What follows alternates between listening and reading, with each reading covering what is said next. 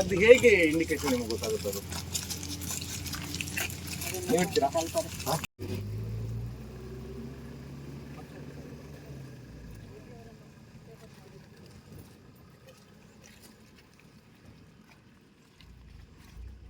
ಇಲ್ಲಿ ಇದ್ದಂಥದ್ದು ದೇಹ 21 ಫೀಟ್ಗಿಂತ ಕೆಳಗೆ ಇದೆ ಅಂತೇಳಿ ನಮ್ಗೆ ಒಂದು ದೇಹ ಎಲ್ಲಿದೆ ಅದು ಕೂಡ ಮರದ ಬೇರಲ್ಲಿ ಸಿಕ್ಕಿರುತ್ತೆ ಅಂತ ಹೇಳ್ಬೋದು.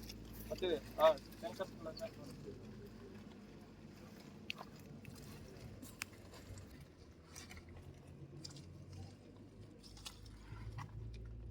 ಈಗ ನಾವು ಟ್ಯಾಂಕರ್ ಅನ್ನ ಹುಡುಕುದಾದ್ರೆ ಸುಮಾರು 35ರಿಂದ 40 ಫೀಟ್ ಆಳದಲ್ಲಿ ಟ್ಯಾಂಕರ್ ಅನ್ನ ಹುಡುಕ್ಬೇಕು. ಏನಿದೆ ಅದನ್ನ ಲಾರಿಯನ್ನ ಅಷ್ಟು ಆಳದಲ್ಲಿ 35ರಿಂದ 40 ಫೀಟ್ ಆಳದಲ್ಲಿ ಹುಡುಕಿದಾಗ ಖಂಡಿತವಾಗಿ ಅದಕ್ಕೆ ಏನಿದೆ ನೀರು ಸೈಲೆಂಟ್ ಆಗಿ ಬರ್ತದೆ. ಅಲ್ಲಿಂದ ಒಂದು ಕೈ ಆದಂತ ಗ್ಯಾಪ್ ಏನಿದೆ ಆ ಜಾಗದಲ್ಲಿ ಹುಡುಕಿದಾಗ ಈಗಾಗಲೇ ನಾವು ಸ್ಕ್ಯಾನರ್ ಮುಖಾಂತರ ನೋಡಿದ್ವಿ ಎಲ್ಲಿಂದ ಪ್ರಾರಂಭವಾಗಿದೆ ಕುಸಿತ, ಎಲ್ಲಿಂದ ಪ್ರಾರಂಭವಾಗಿದೆ ಮತ್ತು ಅದು ಯಾವ ದಿಕ್ಕಿಗೆ ಹೋಗಿದೆ, ಎಲ್ಲಿಂದ ಅದು ಏನಿತ್ತು ಅಲ್ಲಿಯ ವ್ಯವಸ್ಥೆಗಳನ್ನ ಎಲ್ಲವನ್ನ ಎಳೆದುಕೊಂಡು ಯಾವ ರೀತಿ ಹೋಗಿದೆ ಎಂಬುದನ್ನು ಈಗಾಗಲೇ ನಾವು ತಿಳಿಸಿದ್ವಿ. ಹಾಗೇನೆ ಯಾವ ದಿಕ್ಕಲ್ಲಿ ಒಂದು ಮೃತದೇಹ ಇದೆ ಸ್ಥಳೀಯರದು ಅಂತ ನೋಡಿದಾಗ ಆ ಗ್ಯಾಪ್ ಅಂದ್ರೆ ಈ ನೀರಿನ ಮಧ್ಯದ ಒಂದು 22, 22, 23 ಫೀಟ್ ತನಕ ನಮಗೆ ಅದು ಕಾಣ್ತಾ ಇದೆ. ಅಲ್ಲಿಂದು ದೇಹ ಇದೆ ಅಂತ ಕಂಡು ಬರುತ್ತೆ. ಅಲ್ಲಿಂದ ಟ್ಯಾಂಕರ್ ಇದು ನಮ್ದು ವಾಹನ ಲಾರಿ ಎಲ್ಲಿದೆ ಅಂತ ನೋಡಿದಾಗ ಆ ಗ್ಯಾಪ್ ಅಲ್ಲಿ ನಮಗೆ ಅದನ್ನ ಕಾಣಿಸ್ತದೆ. ಅದರ ಜೊತೆಗೆ ಒಂದು 4 ದೇಹಗಳು ನೀರಲ್ಲಿ ಮುಚ್ಚುವುದಂತ ಲಕ್ಷಣ ಇದೆ ಎಂಬುದಾಗಿ ನಮ್ಗೆ ಇಲ್ಲಿ ಹೇಳ್ಬೋದು. ಅದು ಕೂಡ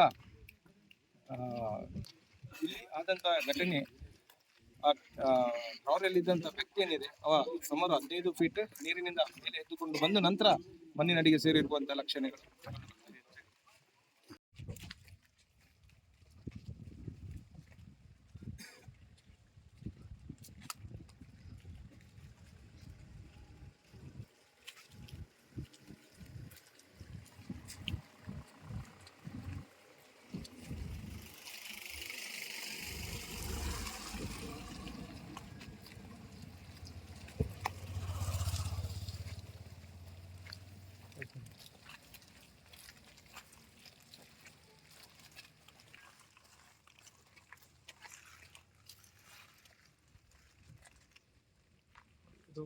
ಈ ಭಾಗ ಅಂದ್ರೆ ಸಾಧಾರಣ ಈ ನೇರದಲ್ಲಿ